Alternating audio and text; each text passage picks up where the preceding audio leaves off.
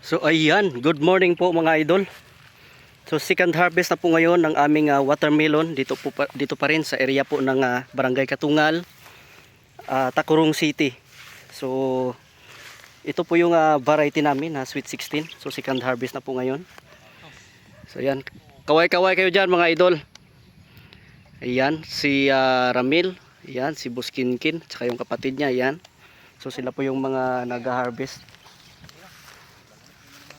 So ito po yung area namin mga idol, no, na half hectare na Sweet 16. So marami-rami pa naman mga idol yung na-harvest namin yan. February 17 yung first harvest namin mga idol, no.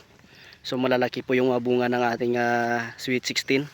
Tsaka mamaya pagkatapos dito ay mag-harvest na rin kami doon sa kabila sa aming seedless naman doon mga idol. So nasa 1.5 hectare yan dyan yung seedless namin. So yan, kung mapapansin po ninyo mga idol ay gaya ng mga sistema namin sa pagtatanim dati pa ay naglalagay talaga kami ng pipino dyan sa paikot. Yan, mga pipino namin ang gaganda, tsaka nag-uumpisa na rin kami nag-harvest dyan mga idol, no? Marami rin yung bunga ng aming pipino. Yan.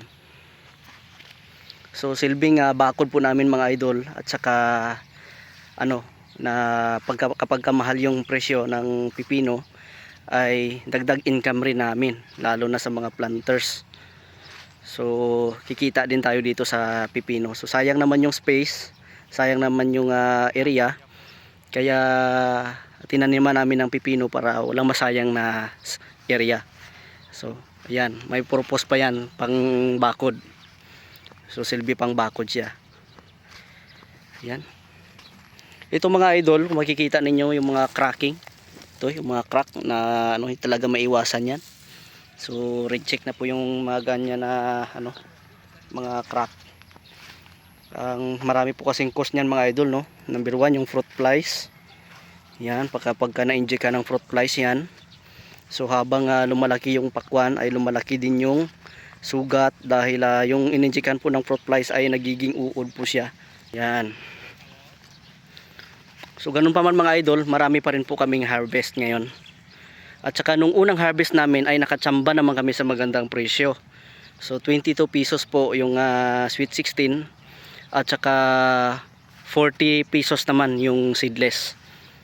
So yan, mamaya mga idol ay lilipat tayo doon sa area kung saan doon po nakatanim yung aming seedless. Kasi separate po mga idol yung pagtatanim namin ng Sweet 16 at saka ng seedless. So itong seedless Sweet 16 pala mga idol, dito kami nagkukuha ng lalaki or yung male na flower para i-pollinate doon sa female na flower ng seedless. So dito kami kumukuha ng bulaklak na pang pollinate namin, kaya kunti lang yung Sweet 16 namin. Ayan, ang purpose talaga nito mga idol ay pang pollinate lamang po sa seedless. Kasi yung seedless mga idol talagang angat talaga sa price yung seedless. Kaya kunti lang yung tinanim namin na Sweet 16. Ayan.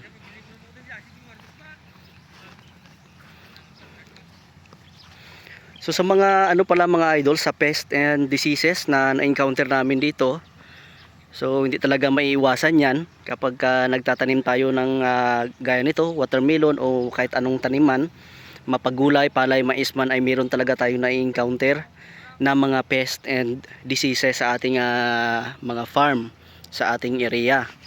So dito sa amin mga idol, normal po talaga lumalabas yung sakit ng watermelon na anthracnose. Ayan, ito po yung anthracnose, kung makikita ninyo yan.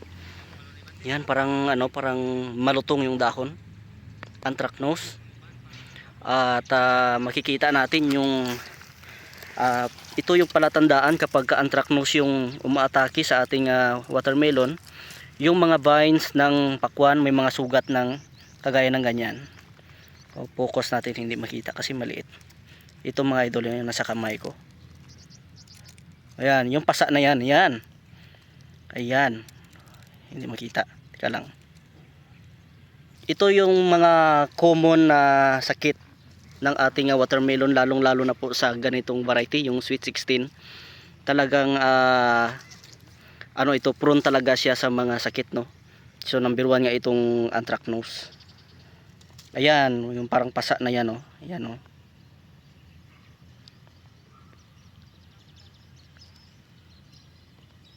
Ayan. So yan po yung mga signs po ng anthracnose. Kung titingnan po kasi natin sa dahon mga idol ay magkasing itsura sila ng tawag ng iba dito ay black spot, no? Pero ito po ay anthracnose at saka downy mildew. Yan. Yan po. Ito po yung mga downy mildew, yung nagyiyelo, yung mga dahon ng watermelon at saka unti-unting natutuyo. So yan po yung mga downy mildew, no? So isa po sa mga fungal diseases na nag-aaray sa watermelon. So ito po yung downy mildew. So usually mga idol lumalabas ito kapag nagdadala na ng bunga at saka marami ng bunga yung watermelon. Yan. So normal po siya talaga lumalabas kahit nag-a-apply tayo ng mga chemicals ay may lalabas talaga na ganito mga sakit, kaya hindi na ito panibago po sa watermelon. So ang mahirap po mga idol kapag pinasukan tayo ng sakit, yung maliit pa yung mga bunga at saka bata pa yung watermelon, so medyo medyo critical po siya. Pero kapag nagdadala na po ng bunga, wala na pong problema yon kasi magpapa-expand na naman lang tayo ng bunga. So ganun pa man po mga idol, dapat hindi po talaga totally tuyo yung dahon. Kasi hindi rin lalaki yung bunga kapag tuyo na yung dahon. Kaya meron tayong ginagawang pang maintenance. So may ini-spray na chemicals para dito sa sakit na ito. Yan. So ang pangalawa po mga idol na major problem ng watermelon sakit ay yung tinatawag natin na bacterial wilt, yung wilting. So Fusarium po siya mga idol, no? Fusarium oxysporum, na kung ang signs po ng sakit na yan mga idol ay namamatay yung talbos hanggang sa puno ng watermelon. So nagko-collapse yung dahon. Yun po yung signs ng Fusarium oxysporum or yung bacterial wilt, no? So isa po siyang mga idol, no? Isa po siyang mikrobyo na nagdadala ng sakit na normally nasa lupa lang talaga mga idol. So naaapektuhan po yung halaman kapag hindi po resistant sa ganyang klaseng mga sakit. Kaya minsan may lumalabas talaga na mga wilting or bacterial wilt sa atin pong area. Yan, lalo na po mga idol kapag lagi yung pag-ulan. So laging basa yung puno ng ating pakwan. So isang signs niyan mga idol, pag nakakita po kayo ng molds, white mold sa puno ng pakwan, yan na po yung signs. So signs po siya ng bacterial wilt or Fusarium oxysporum po yung tawag sa ganyang klaseng species ng fungus or mikrobyo.